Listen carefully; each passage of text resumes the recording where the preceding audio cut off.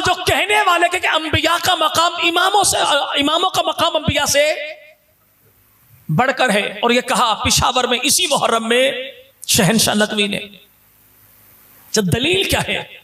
कहना दलील ये है कि जनाब ईसा अलैहिस्सलाम जब आएंगे ना तो हजरत इमाम महदी रहमतुल्लाह नमाज पढ़ा रहे होंगे, और ये याद रखिएगा उनका महदी गार में है, हमारे महदी ने आना है। उनके महदी के पीछे जमाने के सारे भंगी चरसी हैं, और हमारे महदी को जमाने के अब्दालों ने पहचानना है। यहां पे महदी होने के दावेदार बहुत हैं, हमारा होगा भी सही फिर भी करने यार मैं नहीं किसी और को देख लो भाई। चूंकि हमारा महदी अल्लाह का हकीकी वो वली है कि जो अपनी करामत को यूं छुपाता है जैसे बंदा अपने ऐब को छुपाता है। वो अपनी करामत को ड्रामेबाजी के लिए इस्तेमाल।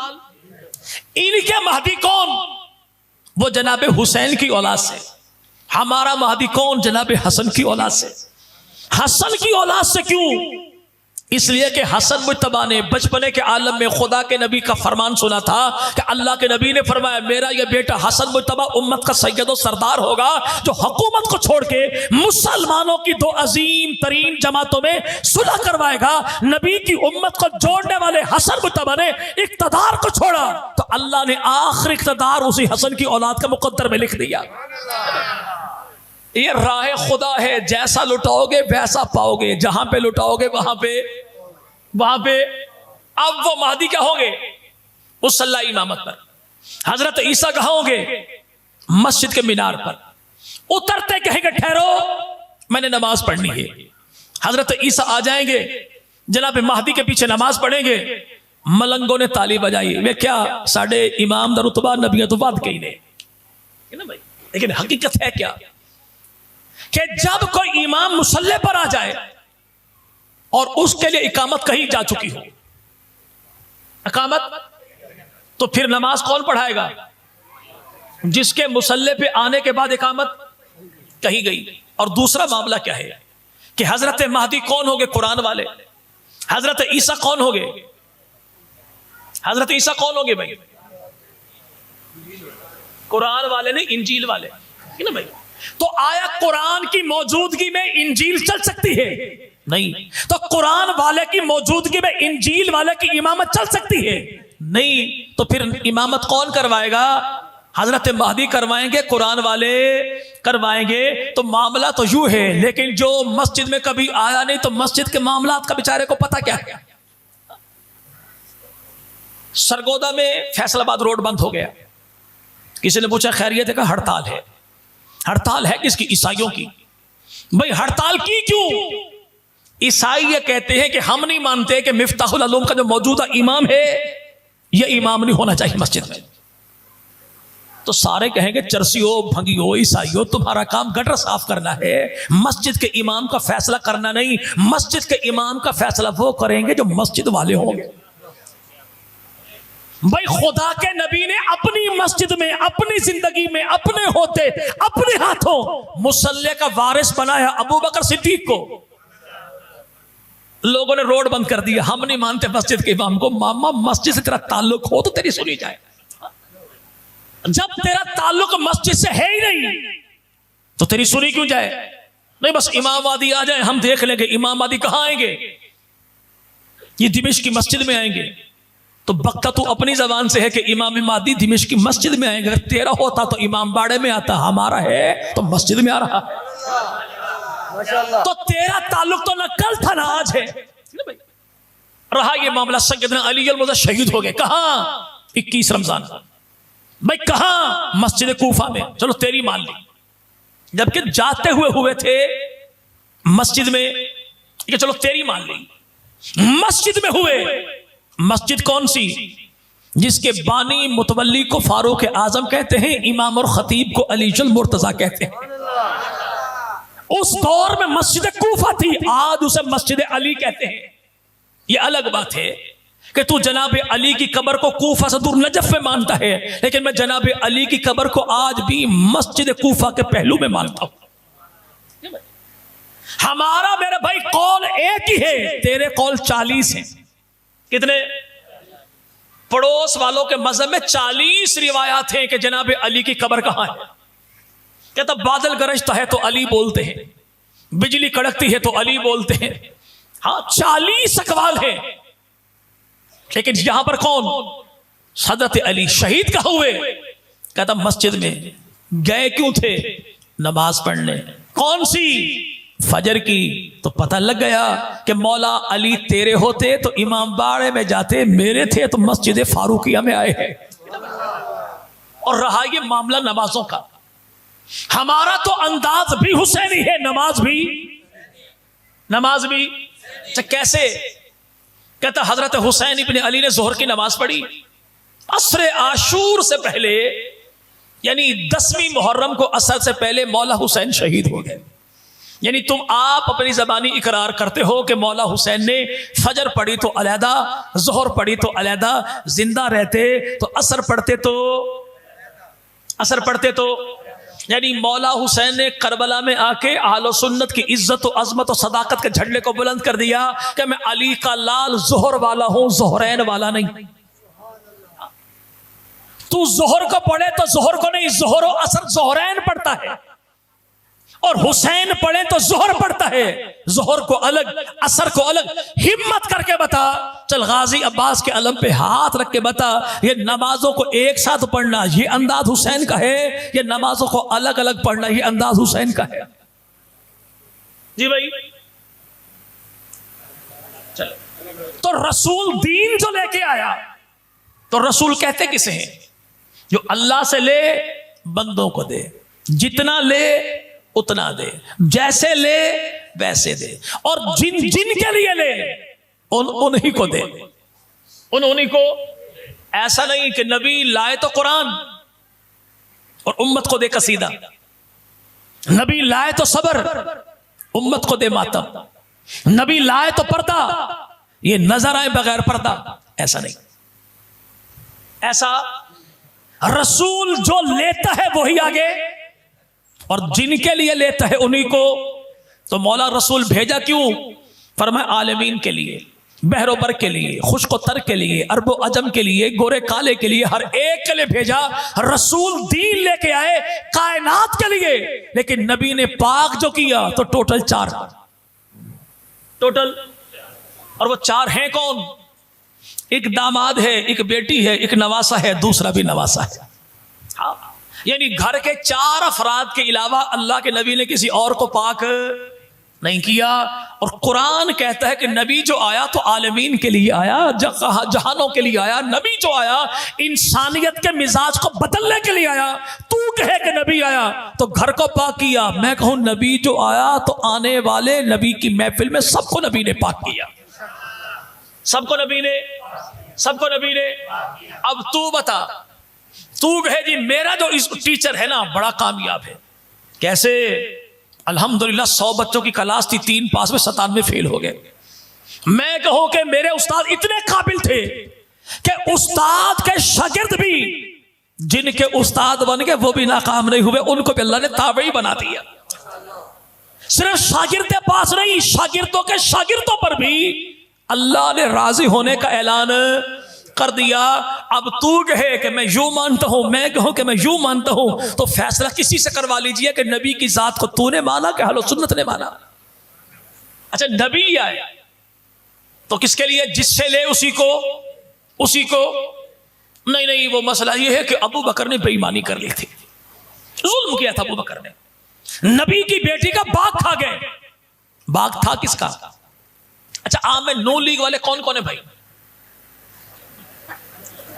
चले, अच्छा जब तक लाइटें जल रही है ना भाई, तो आप सारे नून लीग के हैं। अगर ये बंद हो गए सारे पीटीआई के।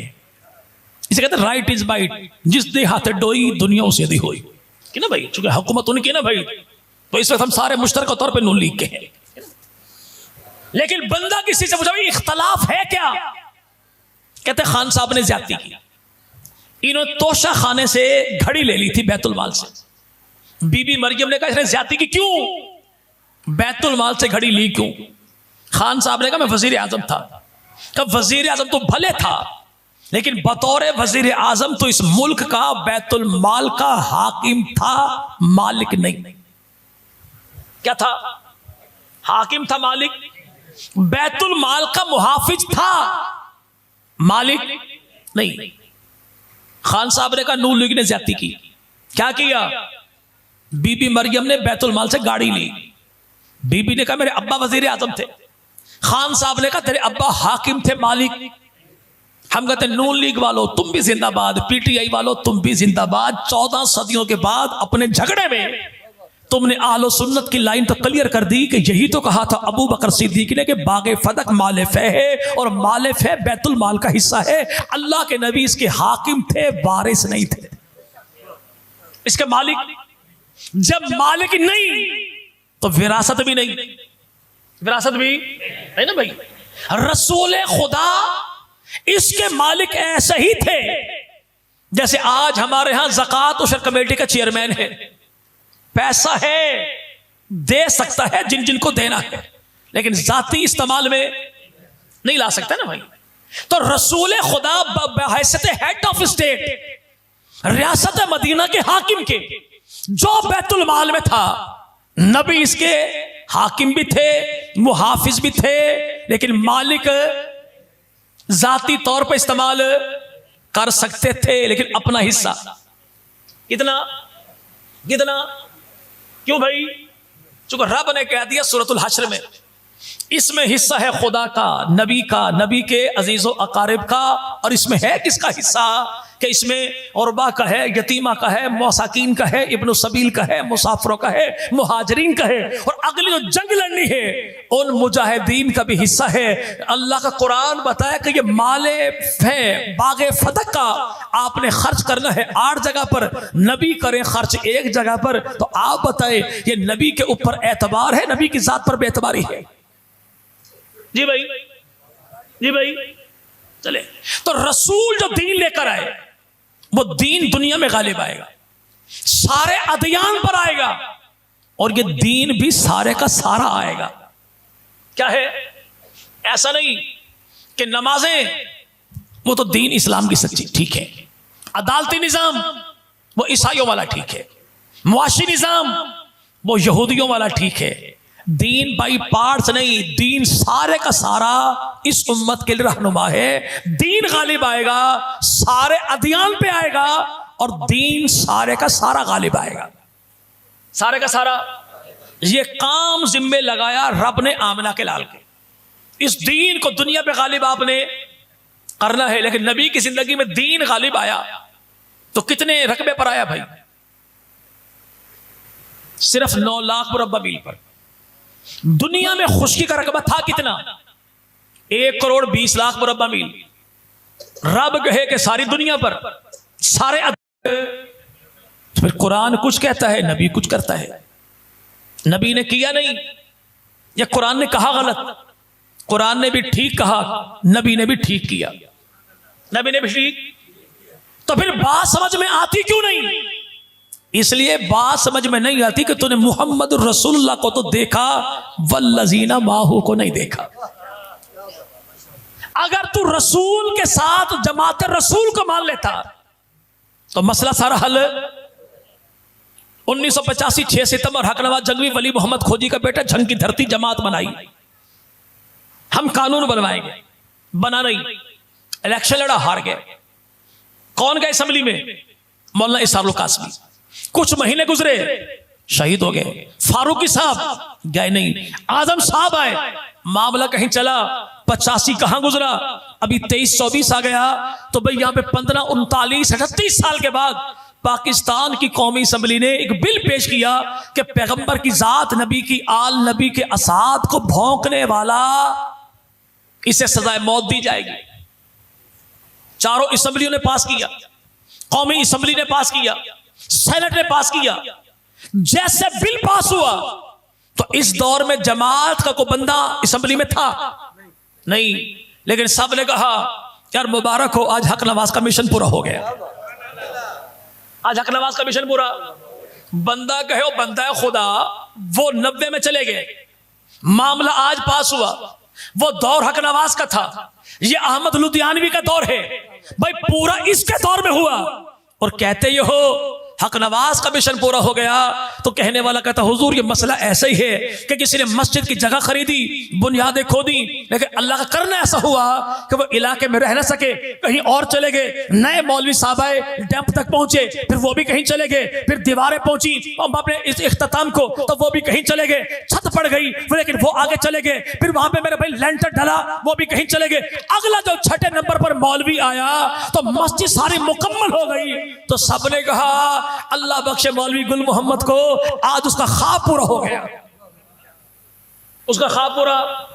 सबने को मामा मौलवी गुल मोहम्मद ने 1 लाख भी खर्च नहीं किया था बुनियादें खोदने पे, जिसने लेंटर डलवा के मार्बल तक लगवा दिया इसने 1.5 करोड़ खर्चा किया। इसका नाम लेता कौन है, उसका नाम क्यों लेता है? कहता हुजूर इसलिए बुनियाद जो उसने रखी थी। तो याद रखिएगा कि पूरी दुनिया पर दीन गालिब आया, आमना के लाल की जिंदगी में नहीं, लेकिन अमीर मुआविया के दौर में 65 लाख मुरब्बा मील के रकबे पर दीन जो गालिब आया तो सबने कहा आज नबी का मिशन पूरा हो गया। क्यों? इसलिए कि ये यार भी उसी का है, शागिर्द भी उसी का है, मुरीद भी उसी का है। तो आज दुनिया धोखा खाती क्यों है? यही कहा था ना एक साहब ने, पड़ोसी मुल्क वाले ने, अपनी किताब में दुनिया में जितने नबी आए सारे नाउजुबिल्लाह नाकाम चले गए, हत्ता के आमना के लाल मोहम्मद अरबी भी नाकाम चले गए। हम कहते अकल के बुद्धू, तूने नाकाम नबी को लिखा क्यों? इसलिए कि तूने नबी को तो माना, सहाबा को नहीं माना, उस्ताद को माना, शागिर्दों को नहीं माना, पीर को तो माना, मुरीदों को नहीं माना, चांद को तो माना, तारों को नहीं माना, तूने भाई यहाँ पे समंदर को माना, लहरों को नहीं माना। अगर मोहम्मद रसूलुल्लाह के साथ वल्लज़ीना माहू को पढ़ लेता तो कभी ऐसी गुस्ताखी करता ही कोई नहीं। तो दीन जो दुनिया में गालिब आया, आएगा क्या भाई गालिब?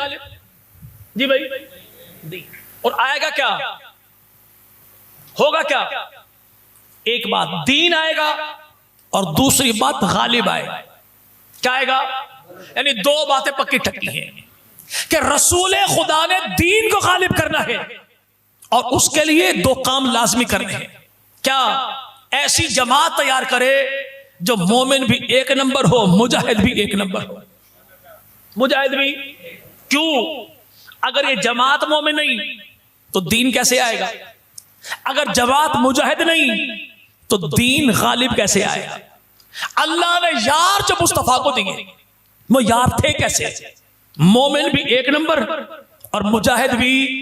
मोमिन 1 नंबर ऐसे कि अल्लाह ने इनको देखा तो जमाने भर के लिए इन्हीं को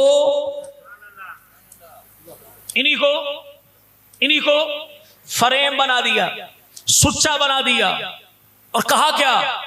अगर तुम ईमान लाना चाहते हो, क्या ईमान नहीं, ऐसे नहीं, अगर ईमान लाना, और दुनिया भर के काफरों अगर तुम ईमान लाना चाहते हो, रब कहता जब मूड थोड़ा बढ़ जाए ना ईमान लेके आना, तो लाना कैसा है? जैसे लाए नबी के सहाबा। लाना चाहते हो लेकिन इन जैसा नहीं, तो कहा फिर मुझे पसंद भी नहीं, मुझे पसंद भी भाई ईमान चाहिए इन जैसा। क्यों? सैंपल ये है, नमूना ये है। अल्लाह नस्लों फसलों की खैर करे।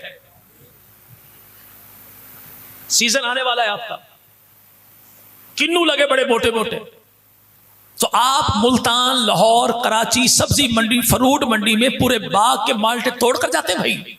चेक कर लो सही है, पूरा बाग आया बयान है जी भाई। नहीं, चंद दाने कैसे? ऊपर से मोटे, अंदर से फोके, रंग बड़ा अच्छा लेकिन जायका बिल्कुल लो।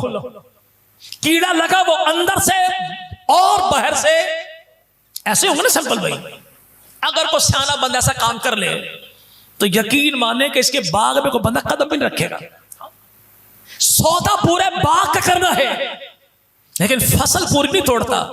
चंद दाने ऐसे चुनता है, रंगत भी प्यारी हो, साइज भी अच्छा हो, मीठा भी बड़ा, अंदर बाहर से हो भी एक जैसा। शिर्क का, निफाक का, कुफर का, इस्यान का कोई कीड़ा लगा हुआ भी ना हो इसे। टोट के आप ढट्ठा भी ना होवे, केरे आला ना होवे, ऐसा भी ना हो। जब ऐसे चंद दाने हो तो दाने 4 होते हैं, लेकिन इन्हीं 4 को देख के सौदा पूरे बाग का होता है। सौदा पूरे लेकिन अगर ये 4 दाने ही 2 नंबर हो तो भैया सौदा कहीं और जाके कर। जी भाई, यानी आपके गांव के किसान को पता है कि जिस चीज को बतौर सैंपल नमूना पेश किया जाए वो चीज मास्टरपीस होती है, अखीर है। क्या है, क्या है? यानी किसान को तो पता है कि जिस चीज को सैंपल बनाया जाए वो 1 नंबर होता है। तो क्या रहमान को पता नहीं था कि मोहम्मद अरबी के दीन के लिए जिनको चुन चुन के बतौर सैंपल बना रहा हो, बता रहा हो, वो 1 नंबर है या 2 नंबर? जी भाई, जी भाई। तो जिनको अल्लाह 1 नंबर कहे, अगर कोई उनको 1 नंबर ना माने तो ऐसे 2 नंबर को मैं 2 नंबर क्यों ना कहूं? भाई मुस्तफा और खुदा जिनको अच्छा कहे, अगर को उनको अच्छा ना माने तो ऐसे बदबख्त को मैं बुरा क्यों ना कहूं भाई? जी भाई। तो एक बात तो ये कि मोमिन है तो ऐसे मोमिन हैं कि इनका ईमान रब को पसंद आ गया और रब ने इनके ईमान को बतौर सच्चे नबीने के कायनात में पेश कर दिया। लाना है तो। और मुजाहिद कैसे हैं? ऐसा नहीं कि गुस्ताखी करने वाला झावरियां का इस्ती ऐसी तैसी, लेकिन बंदा अपने विज का हो तो नहीं यार नसेब जो है चलो समझा लेने, ऐसा नहीं था। रसूल खुदा के यार थे कौन? इनको नबी ने जब लड़ाया तब लड़े, जहां लड़ाया वहां लड़े, जैसे लड़ाया वैसे लड़े, जिनसे लड़ाया उनसे लड़े, जितनों से लड़ाया उतनों से लड़े। इन्होंने असबाब भी नहीं देखे, हालात भी नहीं देखे, हथियार भी, चूंकि इनकी नजर असबाब पर गई, मुसब्बबुल असबाब पर थी। कैसे लड़े? बाप सामने आ गया, हजरत अबू उबैदा ने गर्दन उतार दी। बेटा सामने आया, अबू बकर ने तलवार खींच ली। बीवी सामने आई, अबू बकर ने तलाक दे दी। अब्बा सामने आए, अबू बकर ने थप्पड़ दे मारा। हजरत हंजला के सामने, जिनको आसमान के फरिश्तों ने गुस्ल दिया। क्यों? जज्बात की बड़ी कुर्बानी थी। पहली पहली रातें हो, बंदा दुल्हन को छोड़ दे। और कुर्बानी क्या थी? इस नबी के सहाबी का बाप जो था वो मुशरिक था, अबू आमिर फासिक, मदीने का रहशी। मक्के वालों ने हमला किया, इसने पहले पैगाम भेज दिया, जब मदीना में आओ मुझे पहले इतला कर देना, मैं तुम्हारे साथ पहली सब में शामिल होके मदीना जो आऊंगा तो मदीना के रहने वाले मुझे देख के आमना के लाल का साथ छोड़ देंगे। क्योंकि मदीना मेरा बड़ा नाम है। मदीना में अब ये जो बंदा सामने आया, सफे बनी, सबसे पहला पत्थर मुसलमानों की तरफ इसी ने फेंका। क्या कहा? ओ मुसलमानों मुझे देखो, मैं कौन? तुम्हारा सरदार अबू आमिर। मुझे देखोगे तुम्हारी आंखें ठंडी हो जाएंगी। अभी नबी के सहाबा बोले ना थे, एक नौजवान आगे निकला कि अल्लाह के तेरी आंखें जल जाएं, तेरा चेहरा स्याह हो जाए। रसूल खुदा को देखने के बाद तेरी सड़ी हुई बुद्धि को कौन देखता है? अब जो सफों से निकल के इसके मुकाबले में ये था कौन? इसी काफिर का बेटा था, लेकिन मोहम्मद का सहाबी था। इसने बाप को नहीं देखा, अब्बा की सरदारी को नहीं देखा, रसूल खुदा की दिलदारी को, नबी की गुलामी को देखा। नबी के सहाबा कैसे लड़े? बदर के मैदान में 313 थे, मुकाबला 1000 के साथ था। कितना? उहद के मैदान में सहाबा 750, मुकाबला 3000 के साथ था। मुकाबला जंगे मूता में 3000 सहाबा, 2 लाख काफिर थे। जंगे यरमूक में 60 सहाबा, 60,000 काफिर थे। जंगे कंसरीन में 10 सहाबा, 10,000 काफिर थे। जमाने की तारीख छान मारिए कि कभी ऐसी जंगें भी लड़ी गई कि मुकाबला 1 और 3 का यार नबी के तब भी डटे हुए, मुकाबला 1 और 4 का यार नबी के तब भी डटे हुए, मुकाबला 1 और 100 का यार नबी के तब भी डटे हुए, मुकाबला 1 और 70 का यार नबी के तब भी डटे हुए, मुकाबला 1 और 1000 का यार नबी के तब भी डटे हुए। क्यों? इन जैसा मोमिन भी कोई नहीं, इन जैसा मुजाहिद भी। चले अजाने आगे बात खत्म करें भाई। अब जब अल्लाह के नहीं दीन हमारे तक पहुंचा, बर्रे सगीर तक भी पहुंचा, हिंदुस्तान में दीन पहुंचा, हमारे तक दीन पहुंचा, लेकिन नबी के सहाबा दीनदार नहीं थे। नहीं कहते नबी के साहबा, ये बिजली चली गई थी अभी, कहां से आती, ग्रेड कौन सा? जी भाई, अच्छा लंगर वाला ग्रेड है। आपको बंदा ये कहे, बड़ा मूर्ख किस्म का, ग्रेड में ग्रेड ट्रिप कर गया, सारा सिस्टम फेल हो गया, लेकिन वेज शरीफ अल्लाह के वलियों का शहर है, यहां पे बिजली बिल्कुल फिर फ्री थी। भाई आती कहां से है? ग्रेड में से। वहां पे थी? जी बिल्कुल भी नहीं। यहां थी? जी बिल्कुल थी। तो कहने वाला क्या, तेरे से बड़ा जमाने में फुद्दू किस्म का बंदा कोई नहीं। भाई ग्रेड में थी नहीं, लेकिन गांव में थी। दरिया में पानी कोई नहीं, नदियां बह रही थी, खेत शराब हो रहे थे। नबी से लेने वाले सहाबा दीन वाले नहीं, लेकिन सरगोदा में दीन पहुंच गया। और भाई उनको दीनदार मानोगे तो दीन आगे माना जाएगा, ग्रेड में बिजली मानोगे तो यहां पर रोशन माना जाएगा, दरिया में पानी मानोगे तो खेतों में भाई आपाशी यहाँ पे सब्जा माना जाएगा। लेकिन अगर कोई करे नहीं मैं तो मोमिन हूं, लेकिन नबी से दीन लेने वाले मोमिन नहीं थे। अल्लाह के नबी ने आखिरी हज के मौके पर क्या फरमाया, जो तबलीगी भाई वो बताए भाई, लिखा हुआ सारी किताबों में है। अल्लाह के नबी ने 1.25 लाख सहाबा से इरशाद फरमाया आखिरी हज के मौके पर, मेरे सहाबा मैंने दीन तुम्हारे तक पहुंचा दिया। जी भाई जी, तो सहाबा ने क्या कहा, या रसूलल्लाह पहुंचाने का। अब अकल का म्यार देखिए, नबी कहे मैंने पहुंचा दिया, पहुंचाने का हक अदा कर दिया, लेकिन मलक कहने नहीं, बस 3 मुसलमान थे, बाकी सारे फारिग हो गए थे। नबी दावे के साथ कहे मैंने दीन पहुंचा दिया, और ये कहे नहीं सिर्फ 3 मुसलमान, बाकी सारे फारिग हो गए थे। हाँ, तो ऐसे जमाने में ऐसे बंदे की बात मानी जाएगी, आमना के लाल की बात मानी जाएगी? रसूल खुदा ने अगली बात क्या की, अब ये दीन गायबीन तक पहुंचाना तुम्हारी जिम्मेदारी है। किस तक? जी भाई, सैलाब आ गया, एसएचओ साहब ने इलाके के सारे चोर इकट्ठे किए, इसलिए इलाके में हालात बड़े खराब हैं, आज के बाद इस इलाके की चौकीदारी चोर करेंगे।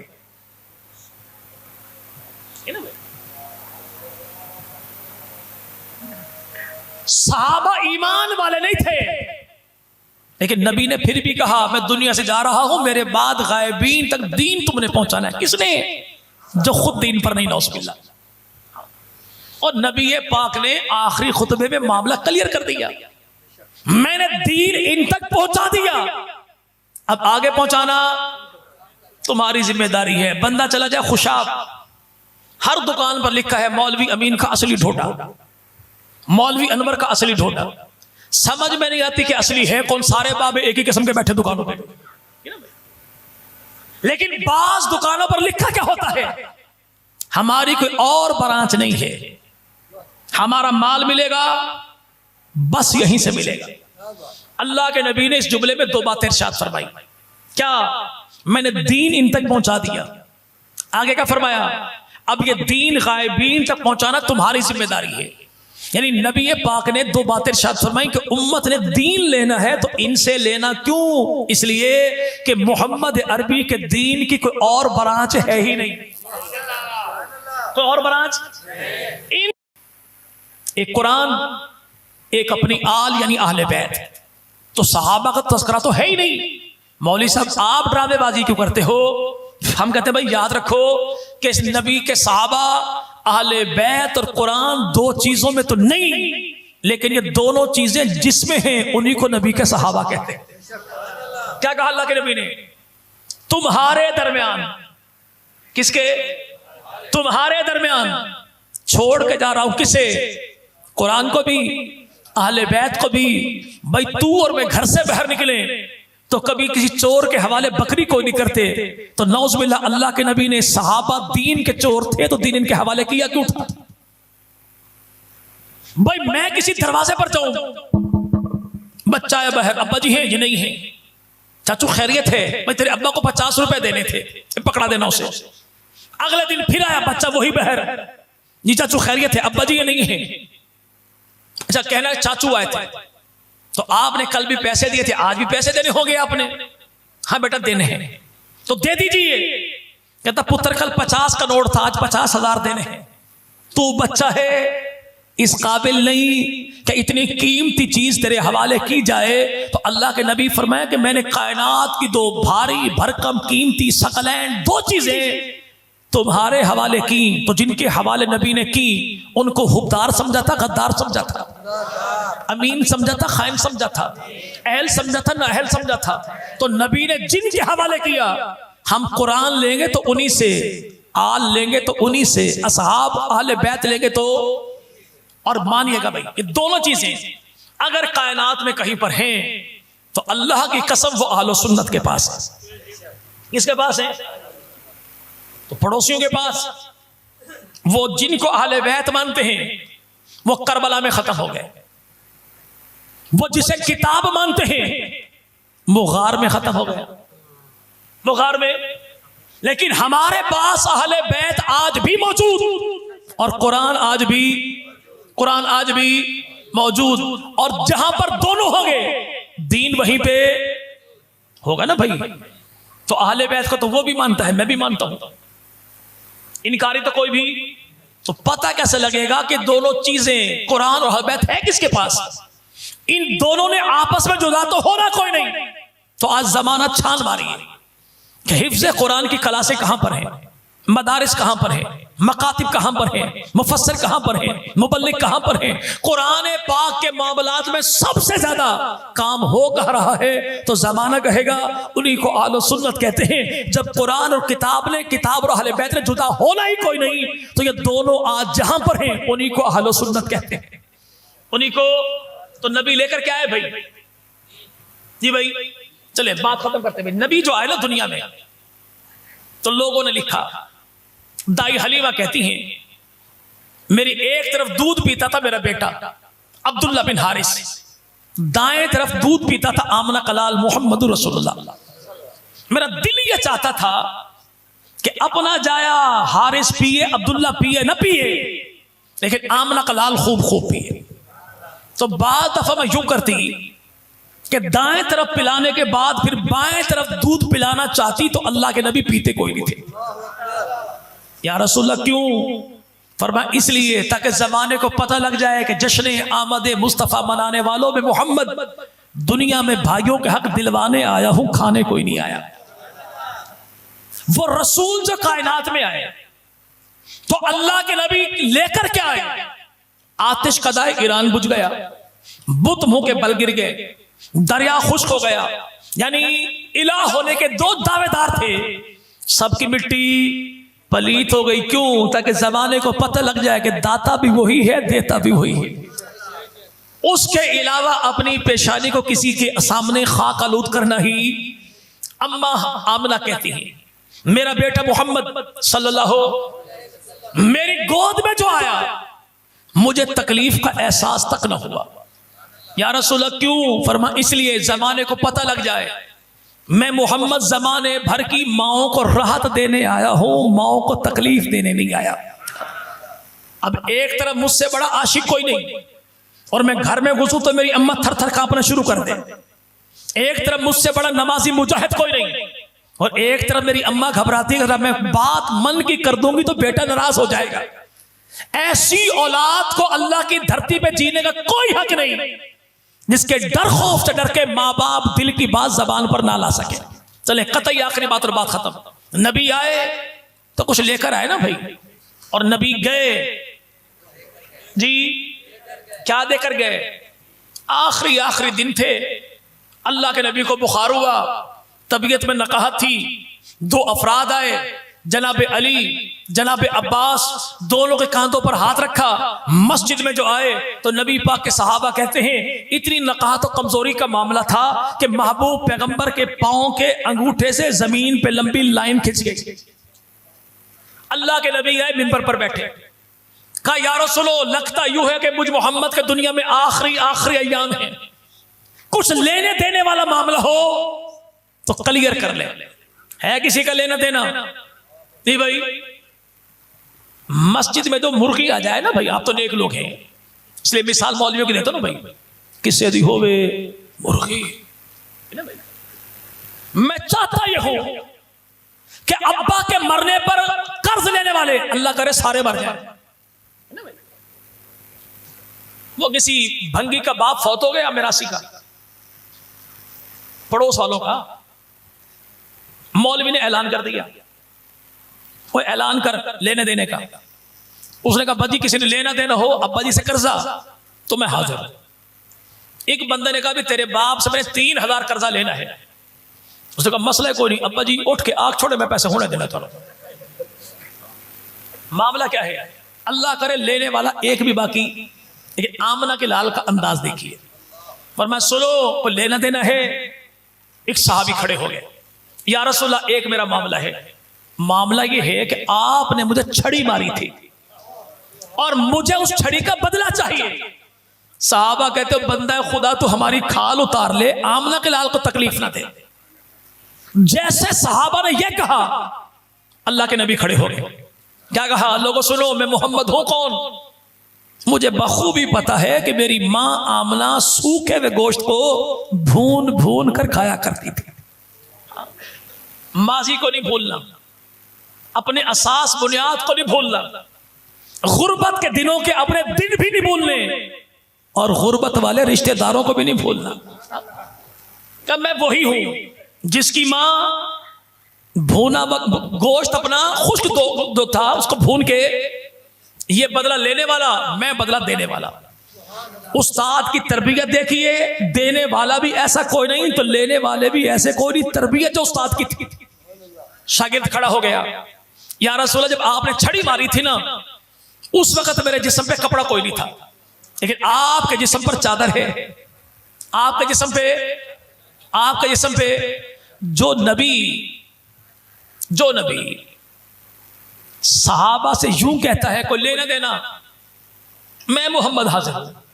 अगर खिलाफत बिला फसल हक अली को होता और नबी ने दी अबू बकर को होती, उस नबी से ये उम्मीद है जो यारों का हक ना खाए वो हाथों के पाले अली का हक कैसे खा जाए? अल्लाह के नबी के सामने साहबी कह रहे कपड़ा हटा दीजिए। आमना के लाल ने फरमाया मैंने किसी के सामने वजूद कभी जाहिर किया नहीं। ऐसा कर, छड़ी उठा, हुजरे में आ, बदला ले, मैं मोहम्मद हाजिर हूं सल्लल्लाहु।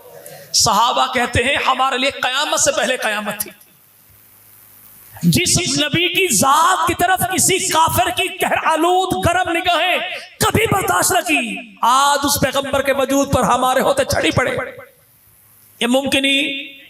सहाबा ने लाख पेशकश की, लेकिन ये नौजवान अपनी बात पे अंदर गए। सहाबा कहते हमारी धाड़े निकल गई, छड़ी गिरने की आवाज आई, पर्दा हटा, सहाबी निकले बहर, होंठों पर मुस्कुराहट, आंखों में आंसू, हाथ में छड़ी।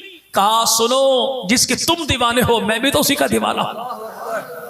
जो बात तुम्हें पसंद नहीं तो मुझे पसंद कैसे होती? का किया क्या है? का करना क्या था? अल्लाह के नबी ने पीठ से कपड़ा हटाया, मैंने छड़ी फेंकी, मोहरे नबूवत को चूमा और कहा या रसूलल्लाह छड़ी बहाना थी, असल मकसद मेरा ये था। अब सहाबी का मेरे भाई मामला मोहब्बत अपनी जगह पर है, लेकिन जो नबी ने अपने आप को पेश किया। जी भाई मैं मस्जिद का खतीब रहा 50 साल, मैंने कभी मुक्तदियों से नहीं कहा को गलती हो तो माफ कर। क्यों? फरिश्ते भूल सकते हैं, मैं मौलवी कैसे भूल सकता हूं? मैं जब पूरा मुर्शिद बन गया किसी का, भाई मैं मुरीद से माफी मांगू? ऐसा मुमकिन ही कोई नहीं। नबी फरमाते क्या? मैं हाजिर। बाप औलाद से, उस्ताद शागिर्द से माफी मांगने का तसव्वुर ही कोई नहीं। और नबी जिनसे कहे कोई लेना देना हो तो मैं मोहम्मद हाजिर सल्लल्लाहु। तो वो नबी जो लाए हमने उसे भी सीने से लगाना है, और नबी जो देकर गए हमने उसे भी सीने से लगाना है। रब ताला तशरीफ लाने वाले तमाम अहबाब की जान में, माल में, इज्जत में, आबरू में, आल में, औलाद में, नस्लों में, फसलों में अल्लाह बरकतों का फैसला फरमा दे। तो इंशाअल्लाह नबी ये पाक की जात का तारुफ भी अपनी औलाद को करवाएंगे, क्योंकि हमारी किताबों में हदीस मौजूद नबी पाक की 3 चीजों की तालीम अपनी औलाद को दो। किस किस की? कुरान की तालीम अपनी औलाद को दो, नबी के अदब की तालीम अपनी औलाद को दो, और अहले बैत रसूल की मोहब्बत की तालीम भी अपनी औलाद को दो। तो चलो फिर एक इम्तिहान हो जाए। अगर कोई नौजवान दोस्त को तालिब इल्म ये बताए कि नबी पाक की बेटियां थी कितनी और तरतीब के साथ उनके नाम क्या थे, तो इंशाल्लाह 100 रुपए नकद इनाम, नोट भी असली और कायदे आजम भी जिना कैब समेत इंशाल्लाह। जी जी जी, बारकल्लाह। नाम बता दें। शाबाश, बारकल्लाह, शाबाश, बारकल्लाह, ठीक हो गया, बारकल्लाह, बारकल्लाह। जी जी, बारकल्लाह, बारकल्लाह, जबरदस्त, जबरदस्त, बारकल्लाह। जी भाई, रसूल पाक के नवासे कितने भाई बताएगा कोई भाई? जी, रसूल पाक के नवासे कितने हैं? नबी पाक के नवासों का नाम क्या है? जी भाई, जी भाई, जी जी, सही है।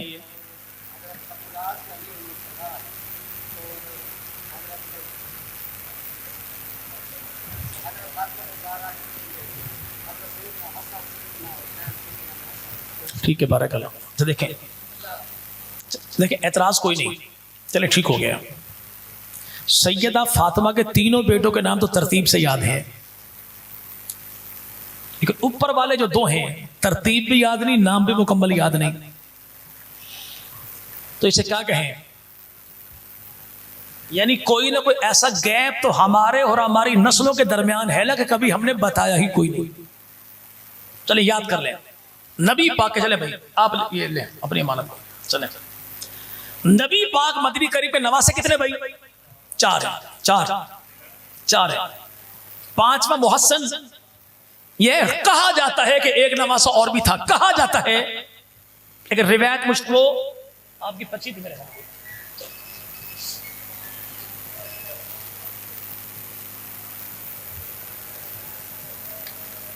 यही है।